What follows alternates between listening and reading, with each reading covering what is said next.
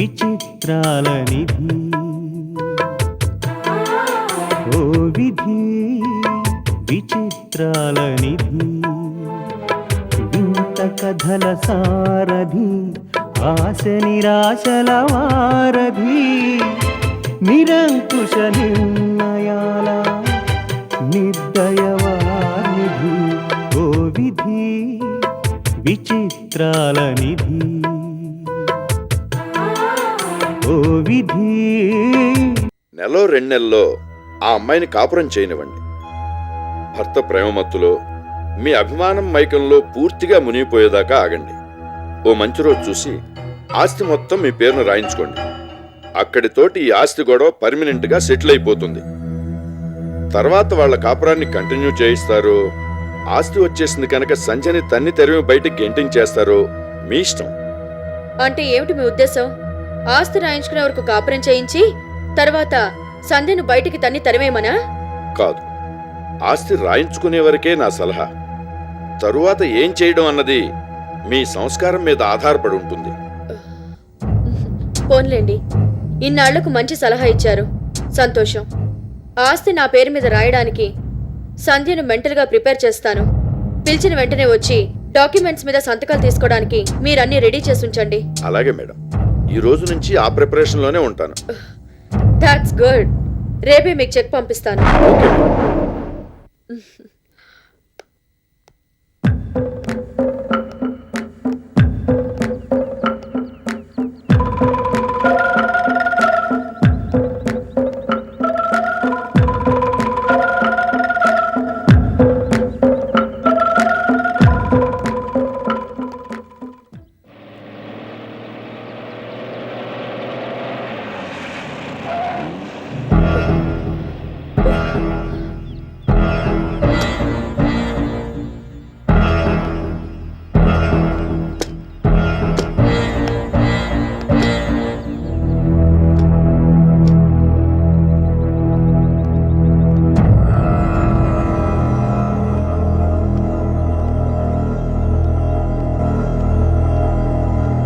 వచ్చేసారా పరమేశ్వర?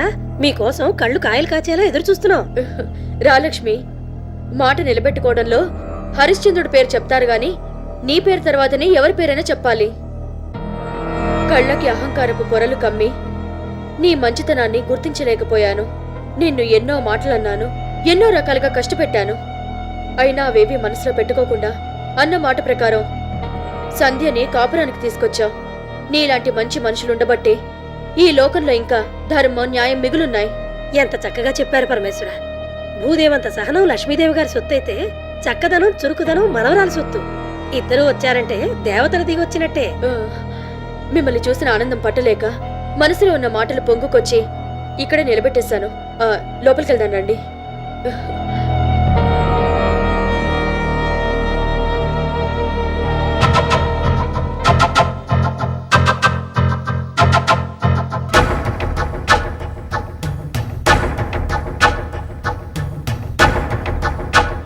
ఒక్కసేటం ఆగండమ్మా.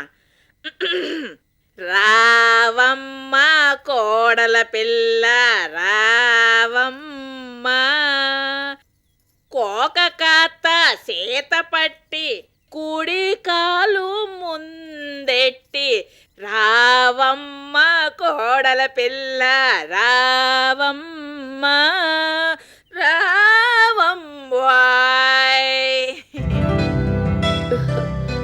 సంధ్య, ఇన్నాళ్ళు ఈ ఇల్లు నాది. ఇప్పుడు ఈ ఆస్తిని, ఇంటిని, వినోదిని నీ చేతుల్లో పెడుతున్నాను. మీ కాపురం కలకాలం కలకళ్లాడాలని మంచి ముహూర్తం పెట్టించాను. ఆ ముహూర్తం దాటిపోకుండా కుడికాలు ముందు పెట్టి లోపలికి రామ్మా.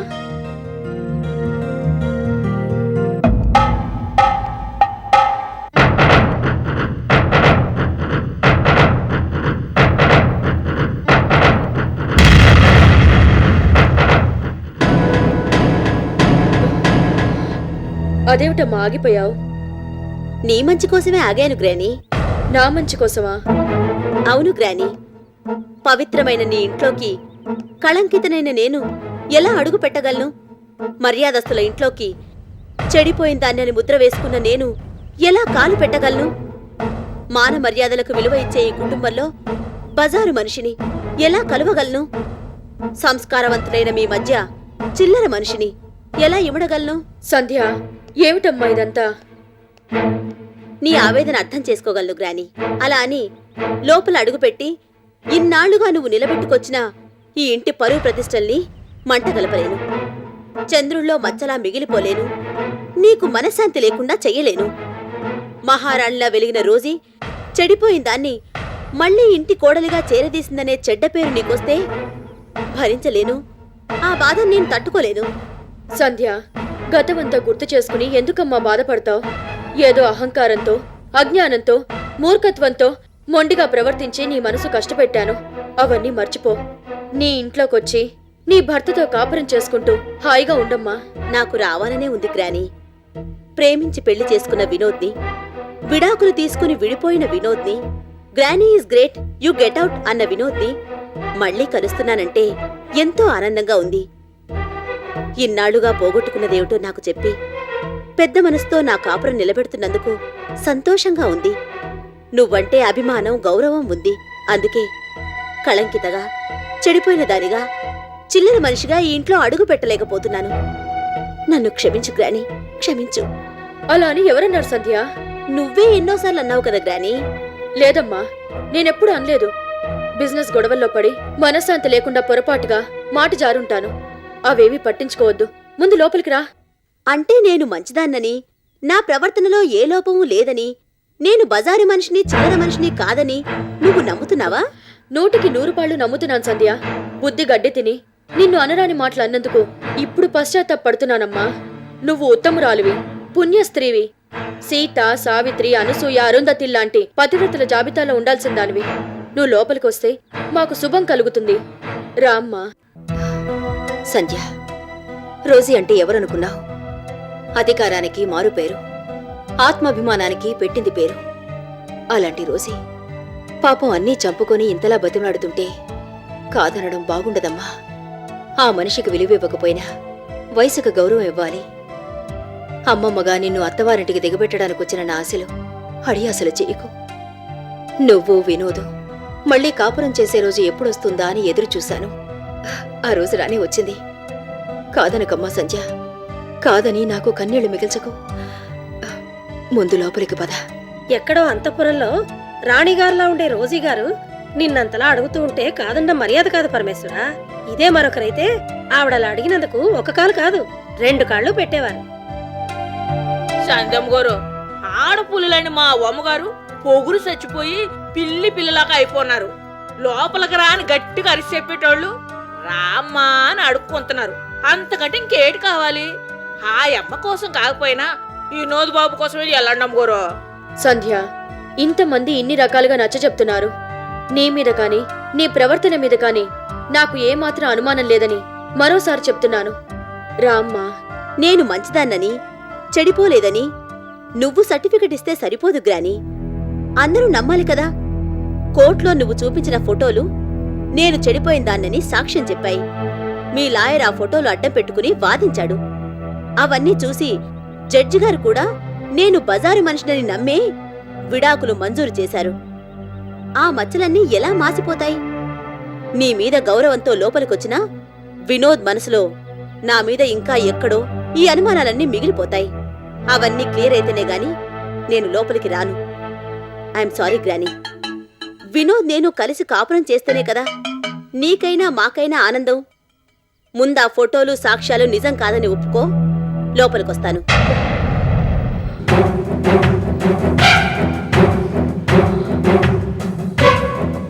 ఆ అమ్మాయి కాపురానికి వస్తే ఇక మీ ఆస్తి ఎక్కడికి పోదు.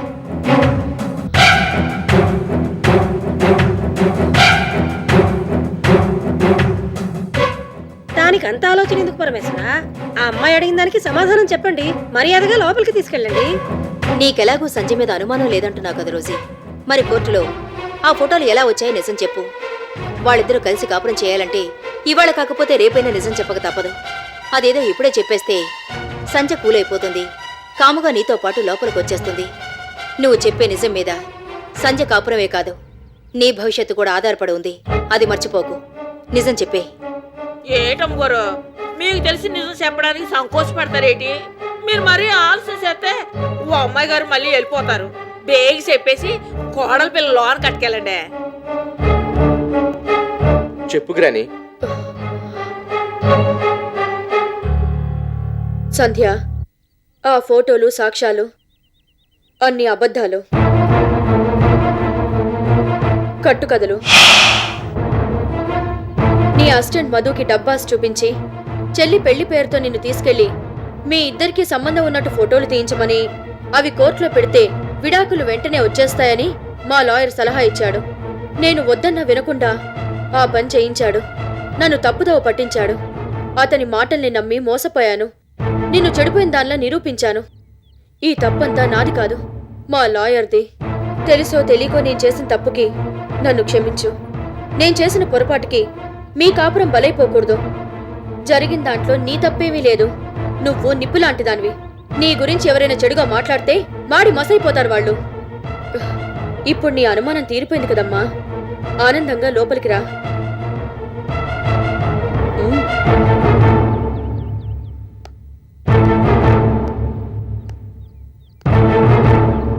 వాట్ మిస్టర్ వినోద్, ఇప్పుడేమంటావు? నేను చెడిపోయిన దాన్ని కాదని, ఇదంతా మీ గ్రాని మనిద్దరినీ విడదీయడానికి ఆడించిన నాటకమని ఇప్పటికైనా తెలిసిందా? ఎనీహౌ, నిజాన్ని చెప్పినందుకు, చేసిన తప్పుని నిజాయితీగా ఒప్పుకున్నందుకు థ్యాంక్స్ అలాట్ గ్రాని. బాయ్. సంధ్య, ఏమిటమ్మా అలా వెళ్ళిపోతున్నావు? అందరి అనుమానాలు క్లియర్ అయిపోయాయి కదా. వినోద్ మనసులో కూడా ఇంకేమీ ఉండదు. రామ్మా. చూడు రోజీ, ఏ నోటుతో అయితే నేను చెడిపోయిన దాన్ని అన్నావో ఆ నోటుతోనే నేను మంచిదాన్నని వినోద్తో పాటు అందరికీ నువ్వు చెప్పాలనే నీ ఇంటి వరకు వచ్చాను. అంతేగాని నువ్వు పిలవగానే పొంగిపోయొచ్చి కాపురం చేయడానికి కాదు. వస్తాను, పదమ్మా. సంధ్య, ప్లీజ్ అలా వెళ్ళిపోకమ్మా. ఈ గుండె కోత నేను భరించలేను. లక్ష్మి, నువ్వైనా సంధ్యకి నచ్చచెప్పు. నిన్ను బతిమాలుకుంటున్నాను. రోజీ, ఇంకాపుతావా? ఇప్పటికే చాలా ఎక్కువ నటించావు. లక్ష్మి, అదే వద్దంటున్నాను. ఆస్తిలో వాటా కోసం సంజయ్ లాయర్ నోటీస్ పంపించగానే నీకు టెన్షన్ పట్టుకుంది. నిజంగా కోర్టుకెడితే ఏ గతి పడుతుందో నీకు తెలుసు. అందుకే పిచ్చెక్కినట్టు నటించి వినోద్ను మళ్ళీ నీ దగ్గరికి రప్పించుకున్నావు.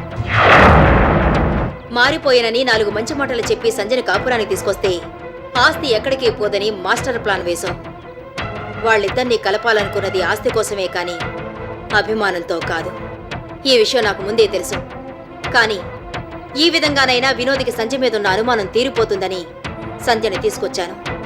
సంజయ్ని తీసుకొచ్చింది కాపురానికి కాదు, నీ మాటల ద్వారా వినోద్ డౌట్ క్లియర్ చేయడానికి. తెలివితేటలు ఏ ఒక్కరి సొత్తు కాదు. బలం ఉంది కదా అని కొండను ఢీకొంటే తల పగిలిపోతుంది. Mind it.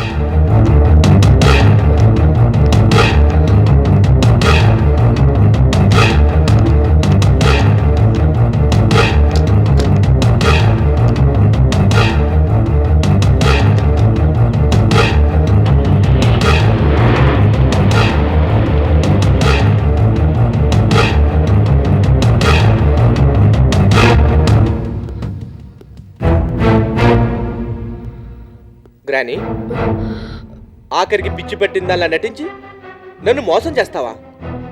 నా మనుడు అని ప్రేమలకు పోసి చివరికి నన్ను సంజయ్ని విడదీస్తావా? ఆస్తి కోసం మళ్ళీ మా ఇద్దరిని కలపాలని ఇంత నీచమైన నాటకం ఆడతావా? చిచ్చి, ఇంతమంది చేత ఇన్ని మాటలు అనిపించుకున్నాక ఇంకా ఎందుకు ఈ బతుకు? వినోద్, ఇంక నీకు నాకు ఏ సంబంధం లేదు. ఈ కొంపలు ఇంకెప్పుడు అడుగు పెట్టను.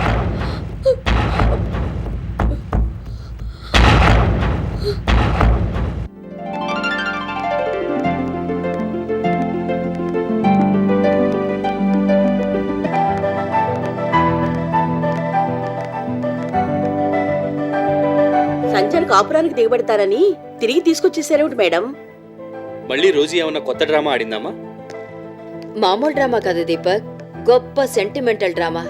నువ్వు బీడి మిస్ అయిపోయారు గాని ఓ పక్క రోజీ, ఓ పక్క సంజయ్, ఓ పక్క నేను తెగ నటించేశామనుకో. ఇంతకీ రోజు మిమ్మల్ని సరిగ్గా రిసీవ్ చేసుకుందా? లోపలికి రానిచ్చిందా? బ్రహ్మాండంగా రెడ్ కార్పెట్ వెల్కమ్ తో రిసీవ్ చేసుకుంది. నన్ను అమ్మమ్మని లోపలికి రమ్మని రోజీ ప్రేమగా అడుగుతుంటే నిజంగా లోపలికి వెళ్ళిపోవాలనిపించింది. అంటే మీరు లోపలికి వెళ్లకుండానే తిరిగి వచ్చేసారా? ఈ మాత్రం దానికి ఎందుకు వెళ్ళినట్టు, ఎందుకు తిరిగి వచ్చినట్టు? ఏం జరిగిందో చెప్పు సంధ్య. చెప్తా రోజీ ఇంటికెళ్ళామా? అక్కడ రోజీ మా కోసం ఎదురు చూస్తోంది. మా కారు ఆగగానే దగ్గరకొచ్చి మమ్మల్ని చూసి దేవతలే దిగి వచ్చారు అన్న లెవెల్లో పొగిడింది. నేనా ఇంట్లో ఎంటర్ అయితే చాలు చీకట్లు పోయి వెన్నెల వెలుగులు వస్తాయని, నేనింట్లో తిరుగుతుంటే సాక్షాత్తు ఆ లక్ష్మీదేవి దారి తప్పిపోయి వచ్చి తన ఇంట్లో తిరుగుతున్నట్టుంటుందని, నా పేరు ఓటర్ల లిస్టులో లేదని, మహాపతివ్రతల లిస్టులో ఉందని నాన్ స్టాప్ గా పొగుడుతూనే ఉంది. అలా ఎంతసేపు పొగిడింది బేబీ? ముహూర్తం మించిపోకుండా కుడికాలు పెడితే కనకవర్షం కురుస్తుందని, దాచుకోవడానికి సిటీలో ఉన్న బ్యాంకు లాకర్లు కూడా చాలవని చెప్తూ కుడికాలు లోపల పెట్టేదాకా పొగుడుతూనే ఉంది. పెట్టావా? ఆహా, నేను పెడతానా? వెనక్కి తీసేసుకున్నాను. ఒకసారి అందరి మొహాలు చూశాను. Rosy shock, Vinod shock, Andallu shock, Nookalu shock. నువ్వు చెబుతుంటే ఇప్పుడు మేము షాకు. అయినా కుడికాలు లోపల పెట్టి అక్కడ ఉండడానికేగా వెళ్ళావు. అవుననుకో, కానీ నా ప్రవర్తన మంచిది కాదన్న రోజీకి చెప్పుచ్చు కొట్టినట్టు సమాధానం చెప్పాలి కదా, అందుకు వెళ్ళాను. తర్వాత ఏమైంది బేబీ? ఇంకే ఉంది, అదే క్లైమాక్స్.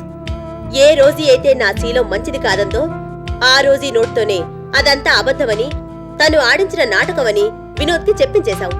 వచ్చిన పని అయిపోయిందని వెనక్కి తిరిగి వచ్చేశావు. రోజీ అంత తేలిగ్గా వదలదే. వదల్లేదు. రాముణ్ణి అడవులకు వెళ్ళొద్దని బతిమాలిన కౌశల్య లెవెల్లో నన్ను వెళ్ళిపోవద్దని బతిమాలింది. నువ్వైనా రికమెండ్ చేయి లక్ష్మి అని అమ్మమ్మని బతిమాలింది. అప్పుడు అమ్మమ్మ రియాక్షన్ ఏంటి? నన్నడుగుతావేంటి? అమ్మమ్మని అడుగు. ఈ అమ్మాయి ఓ తిక్కది. సగం చెప్తుంది, సగం చెప్పదు. నువ్వైనా చెప్పమ్మా.